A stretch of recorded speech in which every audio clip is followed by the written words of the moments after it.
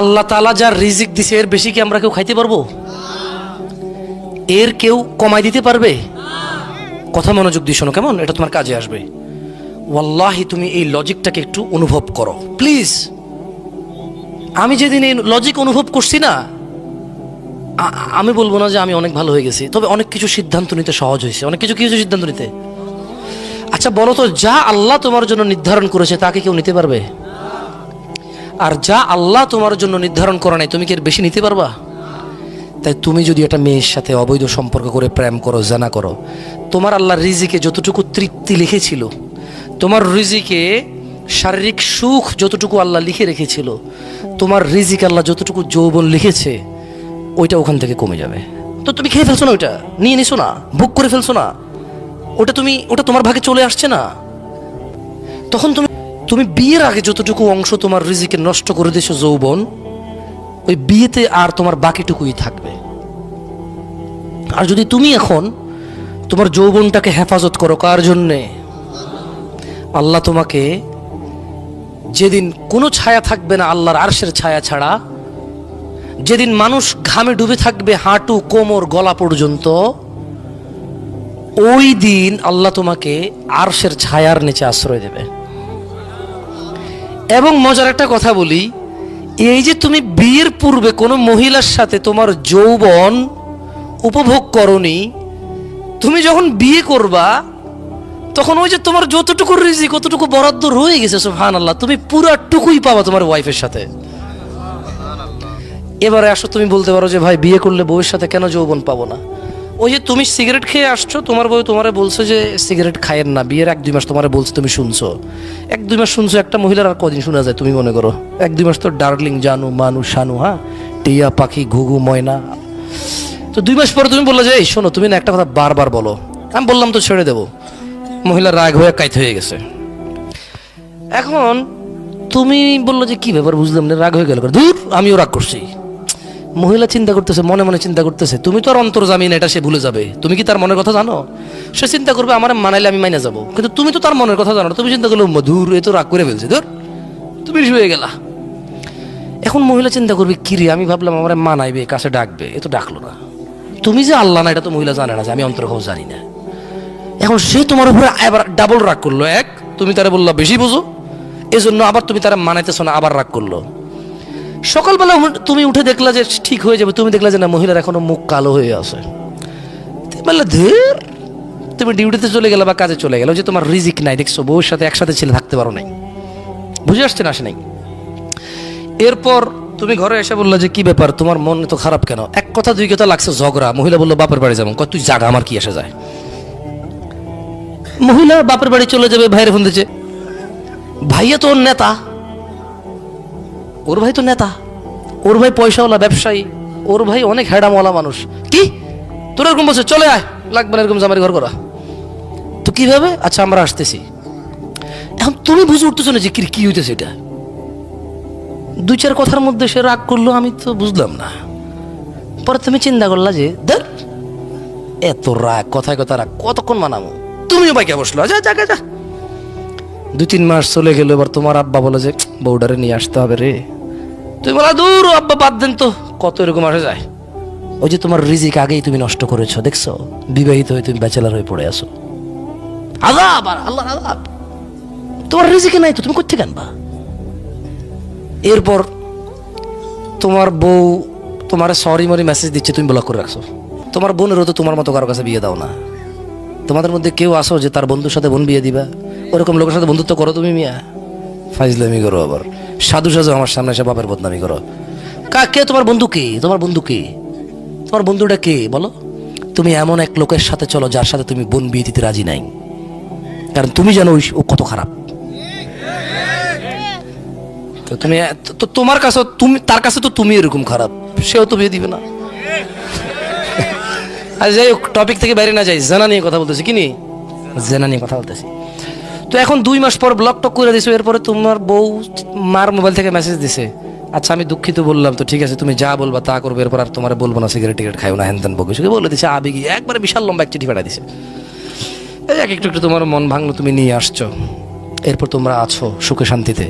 আবার হঠাৎ তোমার রাত্রে লেট করে ঘরে ফেরা, অথবা তোমার মোবাইলের মধ্যে মেসেঞ্জারে কারো মেসেজ দেখে বউ খেপে গেল, চেতে গেল, বা তুমি বউকে ফোন দিয়ে দেখলে যে বিজি, বললে যে তোমার মোবাইল বিজি কেন? বলে যে ও না আম্মার সাথে কথা বলতেছি। আরেকদিন তুমি বললে তোমার মোবাইল বিজি কেন? বলে যে না আম্মার সাথে কথা বলতেছিলাম, আপা ফোন দিছিল। তুমি একদিন বললো যে আচ্ছা আজকে আগে ওর আম্মারে ফোন দিব, আগে পরে ওর আপারে ফোন দিব, পরে ওর খালুরে খালারে সবাই ফোন দিব, তারপরে ফোন দিব, দেখি আজকে কার লোক কথা কয়। তুমি সবাই ফোন দিয়ে বললো যে হ্যাঁ তোমার মোবাইল ব্যস্ত পেলাম কেন? বললো যে তোমার ও আম্মুর সাথে একটু কথা বলছিলাম। বলে তোমার আম্মুর সাথে এখন আমি একটু কথা শেষ করছি। এখন তোমার বউ বললো যে ছি তুমি আমাকে সন্দেহ করো। তুমি রাষ্ট্রীয় সন্দেহের কেস, এটা তো বাস্তবতার সন্দেহ। তো আমি যদি অনুমান করতাম তাহলে না সন্দেহ, তুমি তো মিশে কথা কইছো, সন্দেহের কেস তো কনফার্ম। কার সাথে কথা বলছো বলো? এরপর বলছে যে না বুঝছো তুমি তো রাগ করবা জেনে আমি বলি নাই, ওই ওই যে মানে আমার ফুফাতো ভাই, তুমি এবার কি মনে করো এই জন্য আমি তোমার বলি নাই, ভুল বুঝো কিনা? আচ্ছা আমি তোমার সাথে কথা বলা দেবো একদিন ভাইয়ের সাথে। তুমি কিন্তু বাউরে ওর ফুফাতো ভাই, ওর ফুফি হলো একটা, ফুফির মেয়ে হলো 60টা, এ কোন ফুফাতো ভাই? ওর তো কোনো জারস ফুফাতো ভাই আছে বলে আমি জানি না। তো ফুফাতো ভাই করতে গা তুমি বিয়ের পর দাওয়াত খাইছো না, ফুফির বাড়িতে দাওয়াতে গেছো, খালা শ্বশুরের বাড়িতে দাওয়াতে গেছো, শাশুড়ি না সরি। তো তুমি চিন্তা করলে কি রে ওর ফুফির তো যার সন্তান আছে বলেও জানি না, যে ছেলে আছে বলে, 4টা মেয়ে আছে এটা জানি, কোন ফুফাতো সাথে পরিচয় করাবে? তুমি গেলে খেপা দেখছো, আবার তোমার বউয়ের সাথে তোমার শুইতে এখন ঘৃণা লাগে। অথবা তোমার মোবাইলে মহিলা বলছে যে আই লাভ ইউ জানু, কবে বউকে তালাক দিয়ে আমাকে আপন করে নিবা। বউ এ মেসেজ দেখা বউর ঘৃণা লাগে তোমার সাথে শুইতে, তোমার সাথে থাকতে। এমন অবস্থায় তুমি তোমার রিজিক থেকে বঞ্চিত কিনা? ছোট ভাই আমার, নির্জনে যৌবন নষ্ট করিও না। You understand what I am saying? তুমি বুঝছো আমি কি বলছি? একাকিত্বে নির্জনে নিজের যৌবন রিজিক, এটা কেমন আমি তোমারে বলি? ওয়াল্লাহি তোমাদের কি হয়েছে ছোট ভাই আমার, তোমরা কেন জিনিসটাকে সহজে নাও না? এরকম মেরে পাশ भी ऐसा है। হাসিও না, একটু মন একটু দেখো, হাসলে তোমার ইচ্ছা। দেখো একজন ধরো তো এটা, এইভাবে ধরো, হ্যাঁ ই তো গয়া। আচ্ছা এটাকে আমরা রিজিক বলি না? কত টাকা আছে এখানে? কত আছে? কেন নাই? 100 কই? ফেলে দিছি, চলে যায় নাই। কি করছি? ফেলে দিছি। মদ খাইছি, কি করছি? মদ খাইছি, কি করছি? আর কত আছে? এখন এখন আমার সম্পদের মধ্যে কত টাকা আছে? এই 100 টাকা ঘষাঘষি করলে এই 100 টাকা কি দিন রাত 24 ঘন্টা ফু দিলে 200 হবে? বালিশের নিচে রেখে দিলে, ফজরের পরে উঠে বগলের নিচে রেখে দৌড়াদৌড়ি করলে, হ্যাঁ হবে? 200 হবে?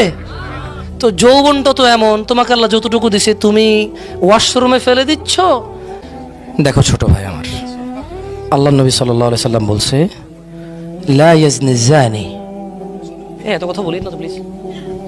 লা ইয়াজনি জানি, কোন জেনাকারী হিনা ইউজনি, জেনা করে না, ওয়া হুয়া মুমিন, ঈমানদার থাকা অবস্থায় কোন জেনাকারী জেনা করে না। তার মানে যখন মানুষ জানা করতে যায় তার সাথে তার ঈমান থাকে না। যৌবন একটা রিস্ক, অবৈধ পথে। আপনি একটা জিনিস জানেন? আচ্ছা পৃথিবীতে এমন কোন জায়গা আছে যেখানে ছোট ভাই তুমি ঢুকে গেলে আল্লাহ তোমাকে দেখবে না? এরকম আছে? পানির নিচে, হোটেলে, গাছের নিচে, ছাদের উপরে, রাত্রিবেলায় আল্লাহ দেখবে না? দেখবে না? তো আল্লাহর নবী তো বলছে, আয়েশা রাদিয়াল্লাহু তাআলা আনহা বলছে যে ইয়া উম্মাতা মুহাম্মদ, হে উম্মতে মুহাম্মদরা, মা আহাদুন আগয়ারা মিন আল্লাহ, তোমাদের মধ্যে আল্লাহর চাইতে অধিক মর্যাদার কারণ নাই। আইয়ারা আবদাহু ওয়া আমাতাহু তাজনি, আল্লাহ তার কোন বান্দা বান্দিকে জিনা করা অবস্থায় দেখতে চায় না। কি অবস্থা দেখতে চায় না? তো তুমি যে জানা করতেছো, ওই যে রিজিক তোমার কাছে ছিল 300 টাকা, 200 টাকা ফেলে দিছো, এবার সকালবেলা ডাক্তারে যতই বলুক বগল নেচে রসুন নিয়ে দৌড়ান, লাভ হবে না। যা ছিল তা তুমি ফেলে দিয়েছো, যা ছিল তা তুমি উপভোগ করে ফেলেছো। তবে আল্লাহ তোমার জন্য হালাল ব্যবস্থা রেখেছিল। কি রেখেছিল? আল্লাহ তোমার জন্য প্লেট রেখেছিল, ওখানে তুমি খাবে, তুমি পায়খানার উপরে খাদ্য রেখে তারপরে খেয়েছো। আল্লাহ তোমাকে যৌবন দিয়েছে, একটা মেয়ের সাথে তোমার বিয়ের আল্লাহ তোমার তকদির দিয়েছে, সময় এসেছে ওই মেয়ের সাথে তোমার বিয়ে হয়েছে।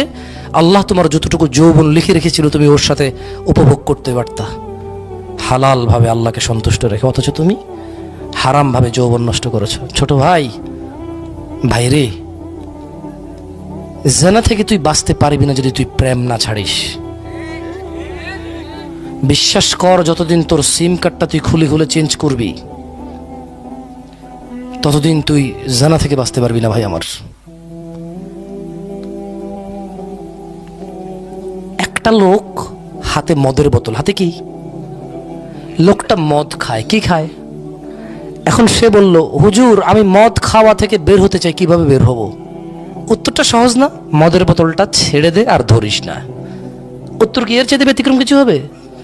হাজার হাজার ছেলে পেলে আমাকে প্রশ্ন করে, আমি প্রেম করি কিভাবে বের হব? ও বেটা, মদ হারাম, বের হতে হলে খাওয়া বন্ধ করে দিতে হয়।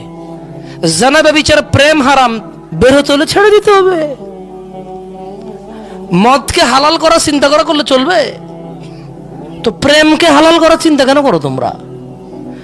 ও এই ছোট ভাই আমার, এই কত কত বোকা, আহা কত বিবেকহীন, অথচ সফটওয়্যার ইঞ্জিনিয়ার, অথচ ডাক্তারি পড়ে, অথচ মাশাআল্লাহ ও অনেক ভালো বিচক্ষণ। ও বলে যে প্রেম করে পরে বিয়ে করলে হালাল হয়ে যায়। আরে ভাই, একটা গ্লাসের মধ্যে তুমি মদ ঢালছো, মদ খাইছো, হারাম না হালাল?